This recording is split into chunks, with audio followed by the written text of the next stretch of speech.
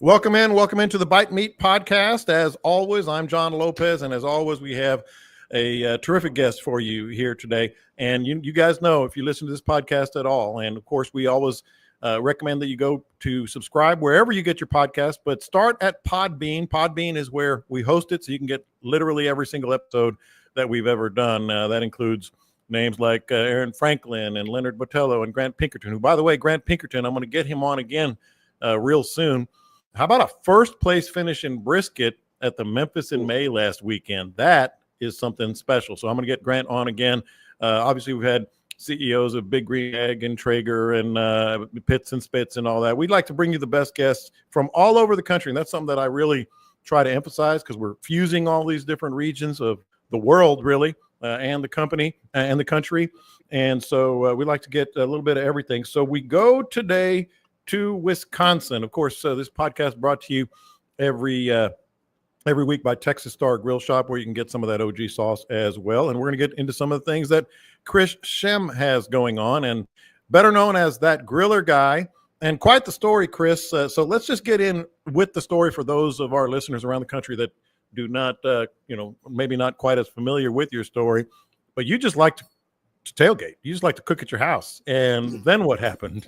Yeah, so I've always viewed grilling and cooking as like a stress reliever. My day job, I'm an orthopedic trauma nurse practitioner, so there could be a little bit of stress there. It's nice to find a way to deal with your stress and have an outlet for it. And it started with cooking. It was my creative outlet where I liked to kind of experiment and play around with things. And then, that leads to sports, which is another big part of my life, getting together with my buddies, going to Badger games, Packer games, Brewer games. When we lived down in Milwaukee, we would set, my friends would look to me and say, okay, what are you cooking? What are we going to do? What are we going to start with? So yeah, it started off with that, and that led to a social media presence, which has led to a lot of really cool opportunities to working with great companies, to even being on a Food Network TV show.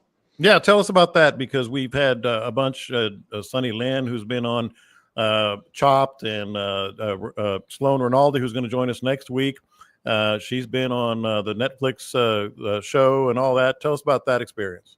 Yeah, it was kind of wild. So it was a show called NFL Tailgate Takedown on Food Network. It was in partnership with the NFL, where they would take two cooks from the home team and two cooks from the away team, and they would have kind of a tailgate throwdown in the parking lot on game day. So, which was a pretty cool idea. And we were approached by, I was approached by a casting director to apply for it, and I get some weird messages in my DMs. I'm like, this isn't. What is this? But I did some research on the company. I'm like, oh, they're legit. So we applied, and at first we were actually alternates for the show, and we were kind of on the fence whether or not we wanted to do it. But then as we're going through the process, I was actually at the hospital, and I got a call from one of the producers. She's like, you know what, the network's not liking the people in front of you. What's your idea for a menu? So like on the spot, I came up with this menu, gave that to him, did another surgery, came back out, and we had a casting call with them, and they're like, hey, guess what? You're on the show. And this was Wednesday, and we had to fly out on Saturday morning. And I was like, that's awesome. Right. I never cooked any of this stuff before that I kind of came up with. I cooked. Yeah. What was the menu? What's that? What was the menu? So the menu was the first round we had to do. We had 20 minutes to make kind of like a starter, and we ended up doing was breakfast egg rolls with a red eye sausage gravy for dipping. So you had to have something to dip. So we had red peppers, scallions, scrambled eggs rolled up in the egg rolls, and then the red eye sausage gravy to dip it in. Second round, which is one of my favorite dishes that we made, was it had to be something handheld, so burger, burrito, something like that. We made a double beef and chorizo patty melt with sauteed onions, and on top of the bread, I threw down some jalapenos and shredded cheddar directly on the griddle, and made this crust that went on top of the bread. So you had cheese on the inside, cheese on the top, and then I made this birria consomme that we dipped it in. Oh. All of that was done in 30 minutes. So that was quite a quick feat. And then the last one we had to do was a platter. And being from Wisconsin, we're not getting away from without doing brats and cheese curds. So that's kind of what it's centered around. We had deep fried cheese curds. We had brat kebabs. smoked beer cheese sauce, and old fashioned, because again, that's what Wisconsin does, Yeah. and some smashed potatoes and a honey mustard dipping sauce. We were kind of ambitious and threw out, I think, 6 things on our platter for the last thing. Brats and beer. And Mm-hmm. hey, now we're talking. Right. From the sounds of things, you absolutely won in a walkaway, right? We did. Come on Actually, now. watching the show, we were the only ones that won all three rounds. I mean, I think it was pretty close, but the Yeah. guys we were playing against were talented, and he's a professional chef. They own a catering company, but it was our day.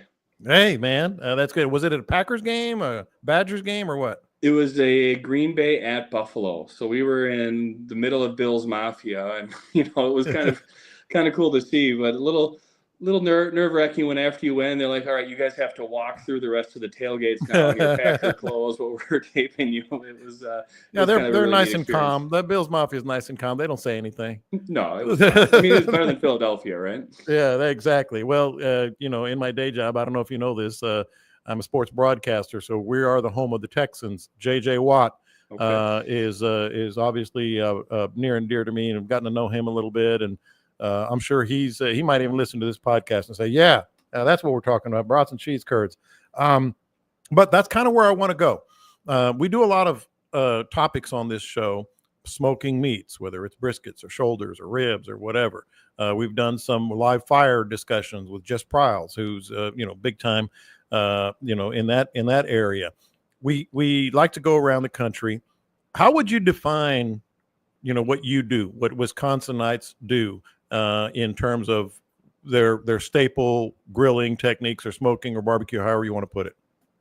Sure. So with Wisconsin, I think Wisconsin is one of those states that's maybe a little bit more in transition, right? So, you know what you get from Texas, you know what you're going to get from down south, and I think Wisconsin is maybe a little bit later to the grilling game. I know people think up here, okay, it's the frozen tundra, you can only grill, 5 months out of the year, and that's not true. I have a covered patio and I grill year round, every single day. I could be out there grilling. I think Wisconsin is less about a style of grilling and more about maybe a style of eating or consuming what's made. It's a very community type experience. You get together with people. It centers around the food. Okay, what can I bring? What can I add to this? What can I can contribute to what's there? I think as far as like a cooking style, Top Chef was actually in Wisconsin a couple of years ago, watching that, and they touched a little bit on, maybe like the supper club atmosphere. A little bit of fish fry is really big up in Wisconsin. The barbecue scene is, I think, up and coming. I think there's a competition barbecue side of Wisconsin that is growing and Yeah.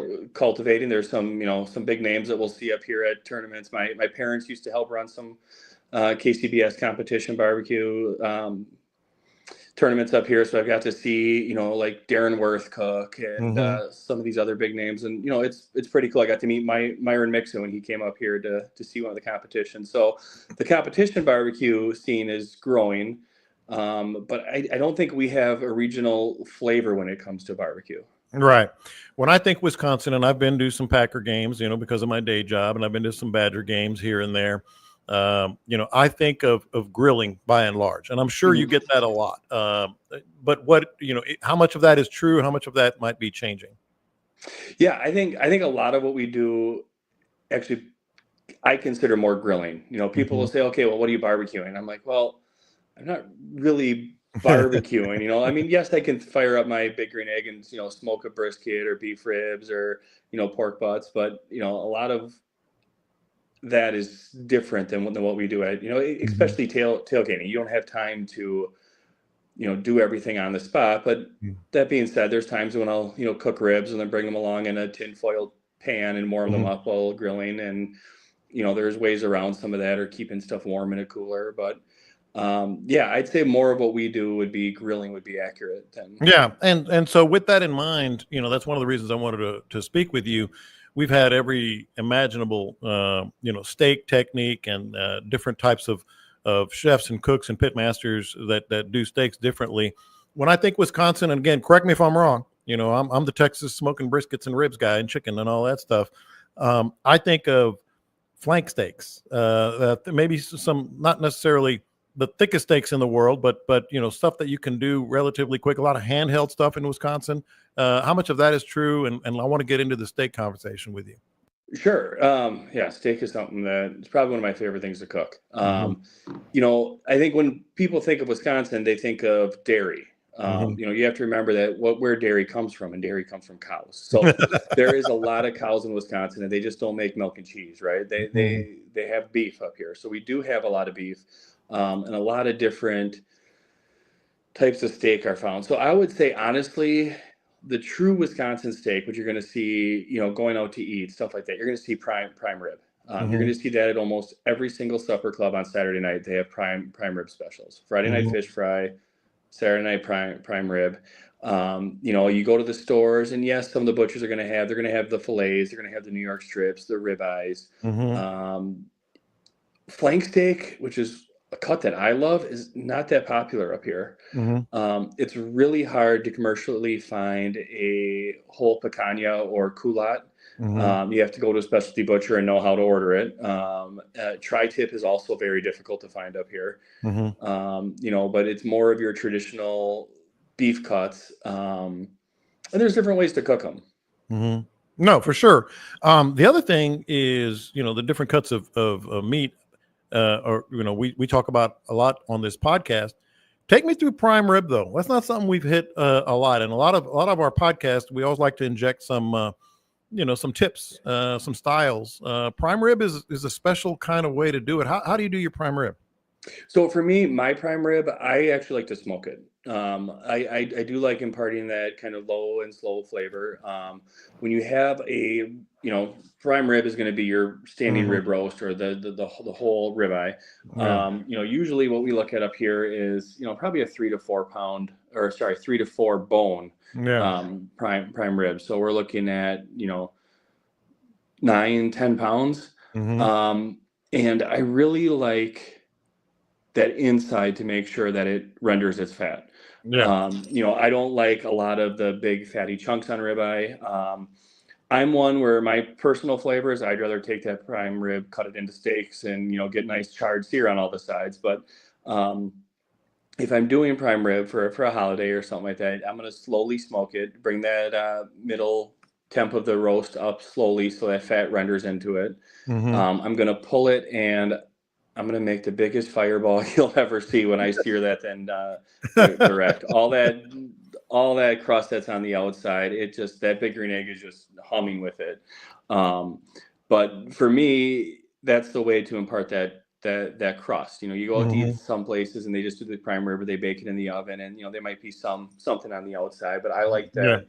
That variation of the flavors and textures as you're eating it too, especially if you have a centerpiece that's going to be a little bit, you know, less done than the sides. I want to make sure that the outside has that crust and that extra flavor. And obviously you want the pink middle. So what is low and slow to render it and still get that?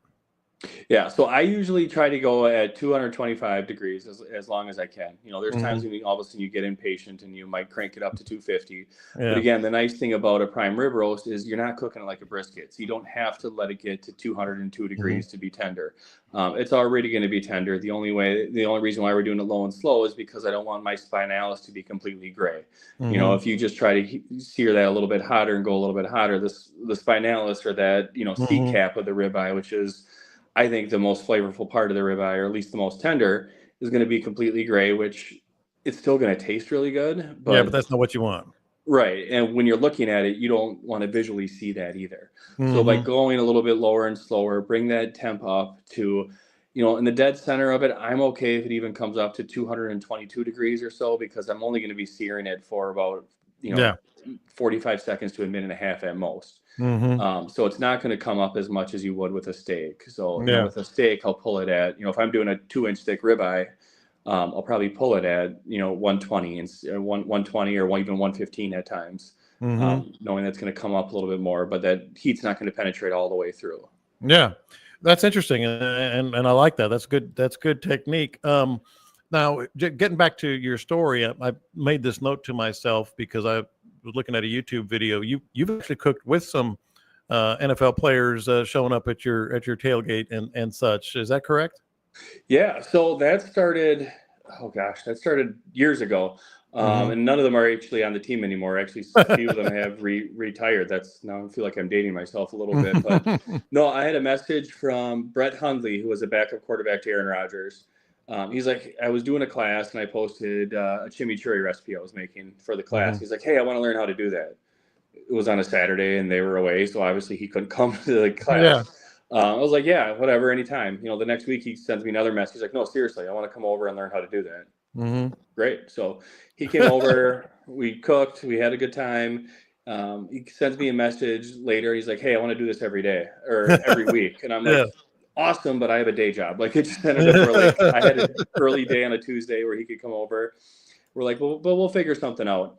That Sunday, Aaron Rodgers broke his collarbone, so all of a sudden he's out. Brett Hundley's now the starting quarterback for 6 weeks, and so we kind of put things on pause. And then the following offseason, he called back up, and then he brought a couple of friends, who had a couple of buddies. Lane Taylor was one of them. He's actually down in Texas now. He was an offensive lineman, but he's big into barbecue.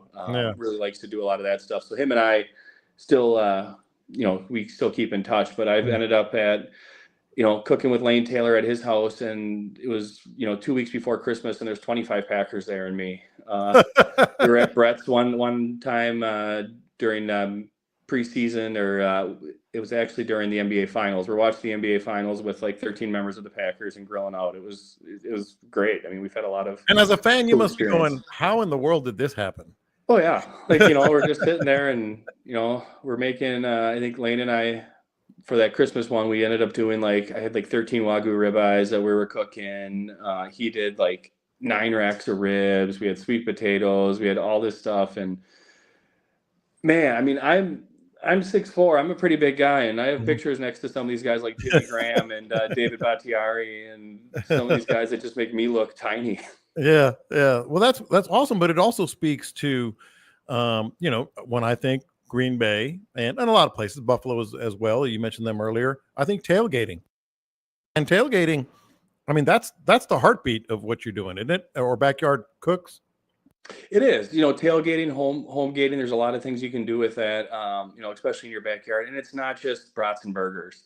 I mean, it is tough to beat a good beer brat with, sauerkraut and mustard on it, but there's a lot of other things that you can do. And one of my passions is steak, so that's one of the things we do a lot of here. I partner with Snake River Farms, which is, I think, the top of the line Wagyu beef company, or American Wagyu beef company, and some of the best steaks you can get. But there's a lot of different things you can do with steak. It's not just, hey, I'm going to reverse sear a steak, put some salt on it, slice it, and eat it. There's a lot of different things that I like to experiment with. Steaks in particular, whether it's compound butters, different sauces to put on it, and even different ways to cook the steaks. I think each different cut lends itself to a different style of cooking, a different way of cooking it. You mentioned compound butter. You're in my head. It's as if you're reading my rundown as I'm leading to the next point. Explain compound butters for those who don't know. I've recently dabbled with a smoked butter, which was, I didn't have high expectations, but it was freaking outstanding. Explain compound butters, and then really the sauces as well, because that's a big part of what you're talking about. Yeah. So compound butters are something that I really like to do because they're kind of easy to make and they store really well. So for compound butters, what I usually do is most of my recipes are using 2 sticks of butter. So you're going to soften 2 sticks of butter. Right now, actually, this weekend, I'm going to make a chive compound butter because my chives in my garden are really growing. And what you do is you mix in different ingredients. So like my chive one, there's going to be garlic in it, chopped chives. I actually take some of the flowers from the chives because they're edible and mix it into the butter because it'll give it a nice color and flavor to it too. You mix it all together, and I essentially roll it up in saran wrap, and it forms a log, and that goes in my freezer. And it can stay in your freezer for months. So you cook your steak, and one of the biggest things to do with steak when you take it off the grill is you rest it. Yeah. You let those juices kind of distribute back into the fibers. You cut off a coin of that compound butter, stick it on there, and let it melt on it while it's resting. It's going to get some of those extra flavors, and as that melts, it's going to mix with the rendered fat. And if you do get a nice crust on the top of your steak as you cook it, it's just going to kind of flavor that crust and continue to kind of keep that going. And what about sauces? I feel, and obviously I'm biased, I've got my OG sauce, but not just barbecue sauce, but just sauces in general. I feel like they're underutilized. So many people, and I've had this discussion with a lot of pit masters across the country. So many people get that little macho thing going. Well, if you cook it right, you don't need any sauces and all these other. But sauces, I feel, are underutilized and underappreciated. Yeah, I mean, and there is something to be said about, the purists that'll just say, good beef doesn't need anything else, and Mhm. there is times when I cook a steak and I season it, if I'm doing a thick, let's say 1.5 inch cowboy ribeye, I'm going to season it Mhm. with salt the night before, let it air dry, hit it with a little bit of black pepper, sear it, reverse sear it, and then after I slice it, hit it with just flake salt at the end. Mhm. Um, it just finishes it off. It doesn't add a whole lot of that, sodium saltiness, but just a nice Mhm. flavor and the crystals, and it gives you a nice texture when you eat it. And that's fine, but Mhm. that's not all I want. There's times when I love flavor. I always tell people that I practice safe eating and I use condiments. And that doesn't mean I put ketchup on my steak or anything crazy like that, but there is a lot of things you can do that enhance a flavor of a protein or enhance the flavor of a steak. And again, different types of steak based on their muscle fibers, the way they Mhm. run, lend themselves to different sauces. Um, like a flank steak. Flank steaks have those long fibers Mhm. that run the whole way of it, and as they cook, they separate. So there's all these little nooks and crannies. Flank steaks have that. Skirt steaks have that. A bavette steak also has that too. Those are ones that I'm more likely to do what I kind of playfully call a lacquer or Mhm. a glaze as I'm cooking it. So as I'm searing it, I'm maybe making an herb brush and hitting it with this sauce that can kind of seep into those cracks. That's going to Mhm. caramelize a little bit more and just add a whole nother notch of flavor. I'm with you. There's also steaks that I think a nice sauce goes a long way. One of my favorite sauces that's maybe a little bit different, and I have the recipe on my website. It's called my scorpion sauce, Mhm. which it is a charred scallion or charred green onion sauce. So you get that charredness from there, but it's Mhm. more Asian based. So I like to kind of call it like an Asian chimichurri. Yeah. And one of the ingredients in it is fish sauce. So it's not something you always think about putting on steak, Right. but yet you're eating it. And I have a buddy who um, isn't always the most adventurous when it comes to food, but Yeah. he loves this sauce, and it's just like he's eating, and he's just like, I just don't know.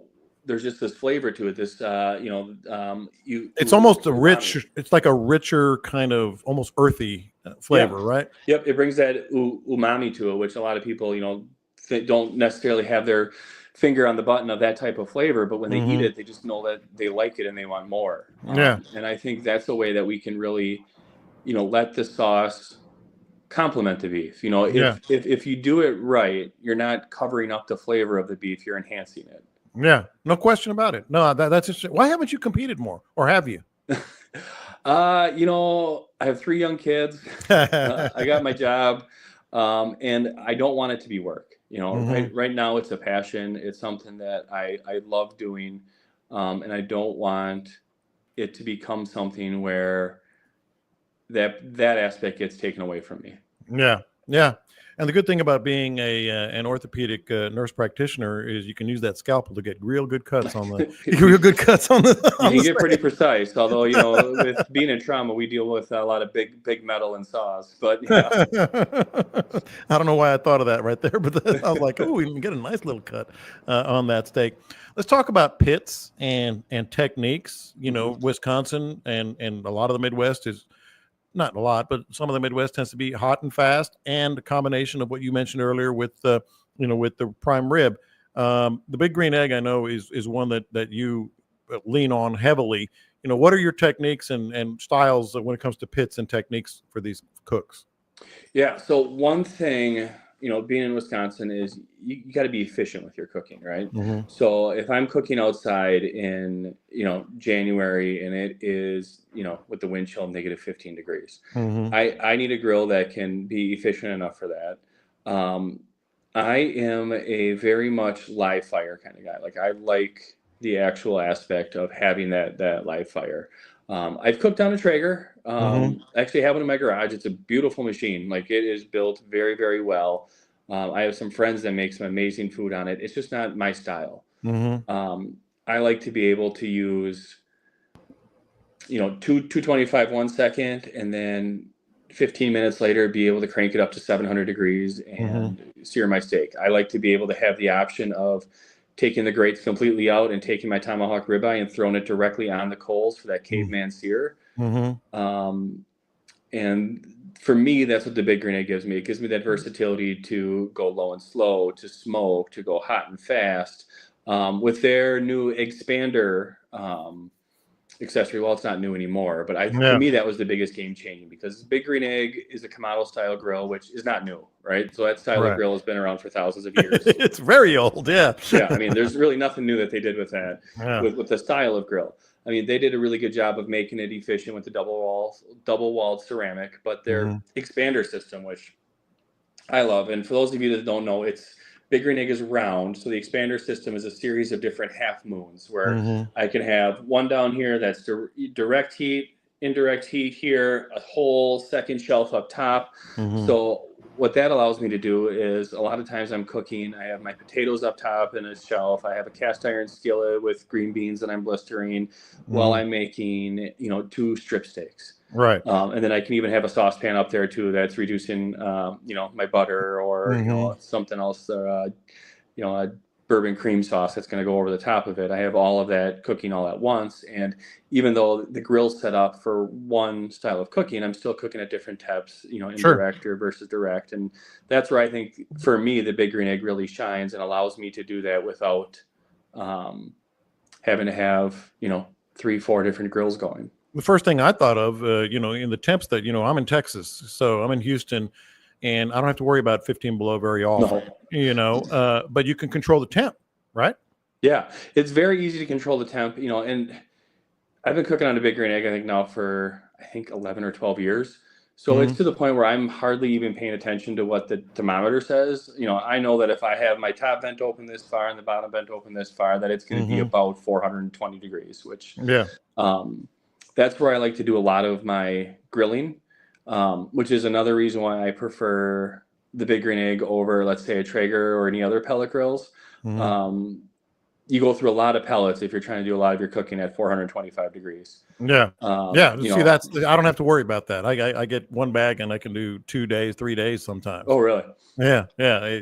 Because I do have an offset. I've got the old Texas smoker. Okay. And then a grill, and then my Traeger, which obviously, did I mention I'm a sicko? But anyway, I don't even have to worry about that. But let's talk about seasonings now. And I know, well, first, let's see your seasoning. I know you recently put one on the market, so I want to definitely highlight that. Explain the flavor profile there. It is called Champ's Choice. What's it called? Yeah. Yep. So this is Champ's Choice. It is a seasoning that I made in collaboration with the Tailgate Foodie, which is a local Wisconsin company, veteran owned and operated.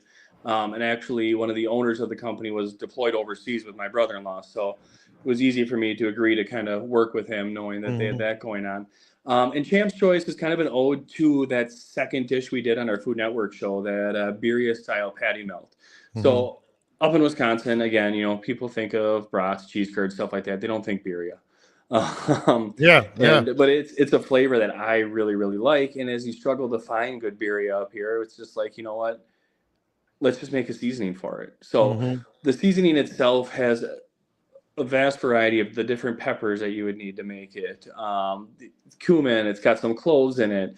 One thing it has in it that's not typical, but something that I did on our show, was I put a little bit of pineapple juice in our consomme that we did. So there's some granulated pineapple in here that gives it that little bit of sweetness and acidity that I think it needs.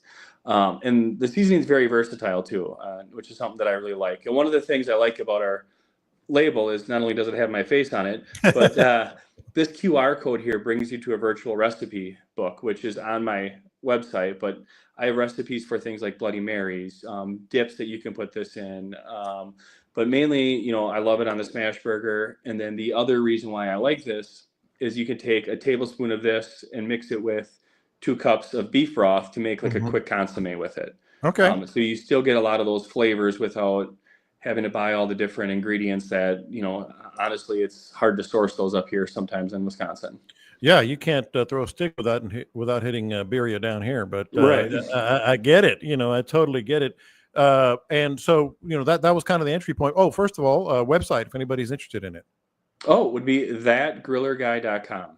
Thatgrillerguy.com. Yeah, Okay. so I've had it up for a couple of months. I'm, still obviously working on it, bringing stuff out. I try to do a couple of recipes a week, but we're up to like 30, 35 recipes right now. There's a handful of Champ's Choice specific ones, but then there's a lot of steak recipes, getting into the sauces, the compound butters. I have a lot more that need to go up. It's just a matter of, balancing time and getting them up. I mentioned earlier about, I feel like some of the butters and sauces are underappreciated. I think everybody knows spices and seasonings are not underappreciated by any stretch. But I also feel that sometimes people fall into a rut. Like, as much as I hope everybody tries, your seasoning, I hope they don't just use your seasoning. You know what I mean? I feel like that's something that people falling into a rut. How do you prevent, and what are your thoughts on that?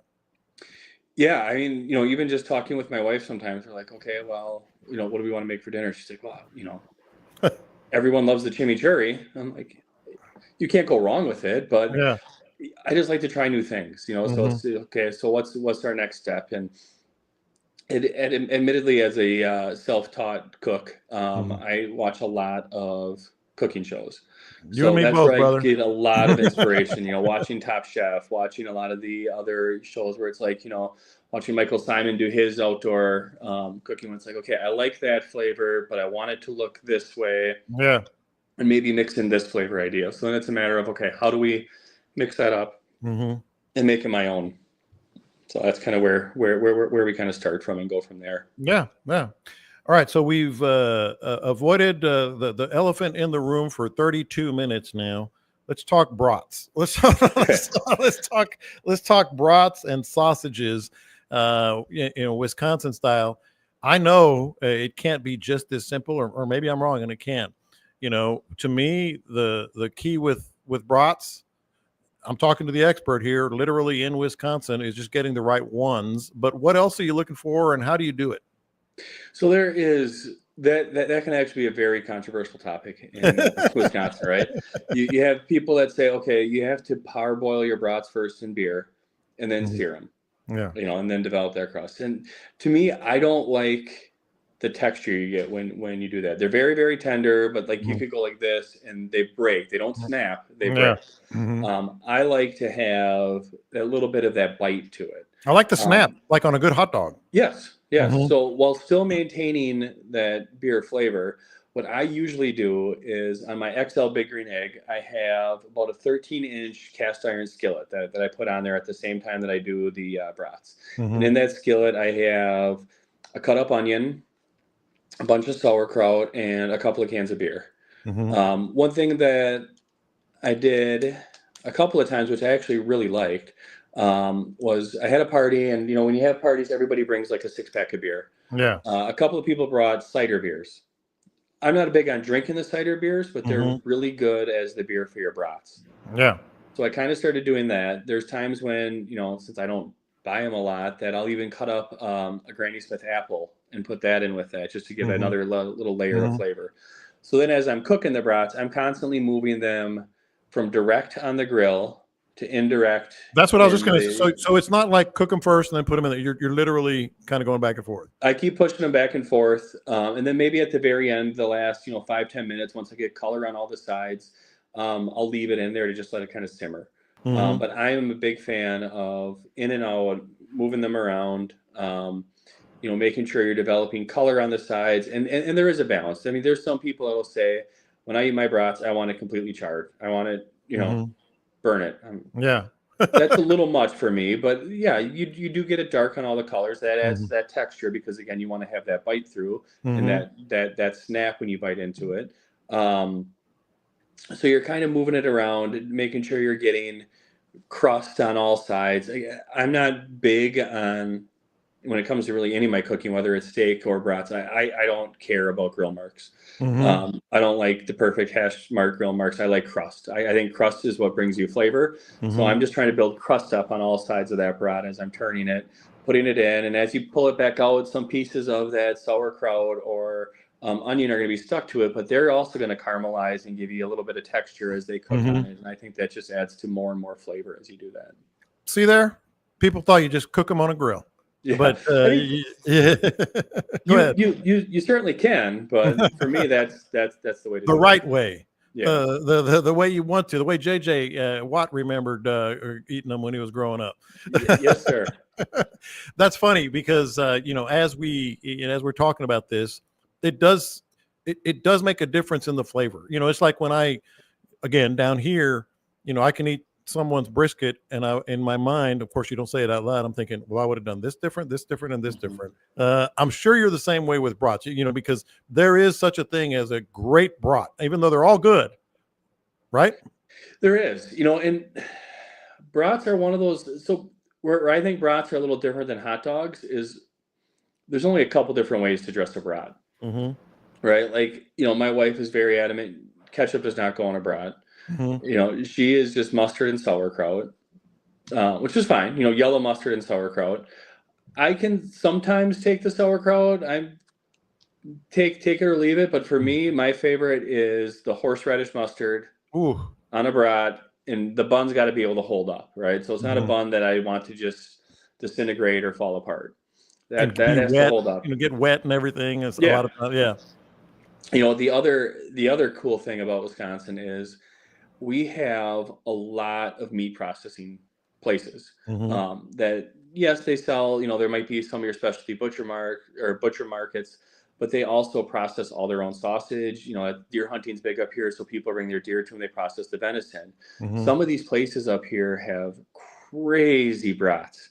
Yeah. Like, not just jerk brats or chicken brats or, jalapeno cheddar brats. We have a lot of that, but like there's a place up here that had gummy bear brats. Actually inside the casing and all this. And so there's a lot of different flavors that people come up with up here. And I think they're probably all good. Every time they make the gummy bear brats, they've sold out. Like I haven't been able to try them because you can't buy them. What makes a brat a brat? I think so. A lot of that is the seasoning that goes into it. The bratwurst is very German. And there's a very strong German contingent in Wisconsin. So it's a different type of seasoning that's in there. I think as we get to it, there's probably a lot of, German ancestors that are rolling over in their grave when they see gummy bears and what's called a brat. But, we just tend to call it a lot of that kind of stuff here. Yeah. Man, this has been awesome. Really appreciate it. I'm glad I reached out, and I'm always curious about other areas and other things. You brought a bunch of great information today. One more time, it's thatgrillerguy.com. Yep. And I know for a fact that you probably are pulled in a lot of different directions. So I appreciate your time, but I also know that because you're pulled in a lot of different directions, you probably have worked with a lot of charities and organizations over the years that have are near and dear to you. And at the end of every podcast, I like to see if you want to shout out any of those that are important to you. Yeah. So before I went into the world of orthopedics, when I was a nurse, I worked at Children's Hospital on their oncology floor. So childhood cancer is something that means a lot to me. There's actually a member on my Big Green Egg team that lost his son to former childhood cancer. So him and I kind of bonded right away, and he runs a great foundation to help support that. So that's the Pauly Strong Foundation. The Pauly Strong Foundation. Yeah. So that's something that's kind of near and dear to me.